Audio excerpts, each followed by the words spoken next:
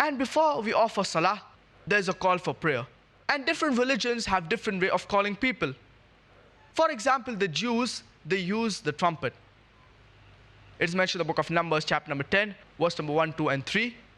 The Lord spake to Moses, peace be upon him, and told him to build 2 trumpets of silver and use it to call the assembly. The Christians, they use a church bell. Some tribes, they use a drum. But we Muslims, we use the human voice. And this is called as the Adhaan. And the person who gives the Adhaan is called as a Muaddin. And the human voice, it is far more melodious and soothing compared to the drums, the church bells, and the trumpets. And it has a greater impact on the human mind. There are many non-Muslims who have accepted Islam just by hearing the Adhaan. It had such a great impact on their minds that they accepted Islam. But unfortunately, in Bombay, the Adhans, they are not as melodious. They cause inconvenience rather than tranquility. So I would request the Muazzin in Bombay that they should listen to the Adhaan of Masjid al-Haram in Makkah.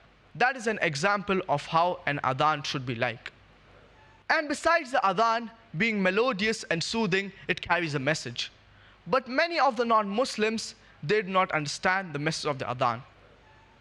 Many non-Muslims say that, Emperor Akbar, he built so many monuments for the Muslims, and during the time of the Mughals, no wonder the Muslims, they mention his name in the Adhaan 5 times a day. Some may think it's just a joke, but many of the non-Muslims, they think like this.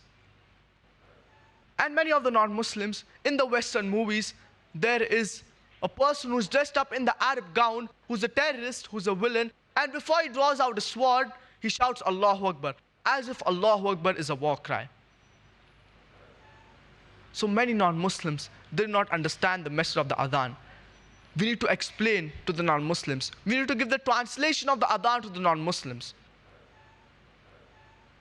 Allahu Akbar, Allahu Akbar, Allahu Akbar, Allahu Akbar. Allah is the greatest, Allah is the greatest. We are not praising Emperor Akbar, or it is not a war cry, but we are saying that Allah is the greatest. Ashhadu an la ilaha illallah. I bear witness that there is no one worthy of worship except Allah subhanahu wa ta'ala. Ashhadu anna Muhammadan Rasulullah. I bear witness that Prophet Muhammad, peace be upon him, is the servant and messenger of Allah subhanahu wa ta'ala. Hayya ala salah, come to prayer. Hayya ala al-falah, come to success. Allahu Akbar, Allahu Akbar. Allah is the greatest, Allah is the greatest. La ilaha illallah. There is no one worthy of worship except Allah subhanahu wa ta'ala. So we should explain the translation of the Adhaan to the non-Muslims, to those who are unaware of it.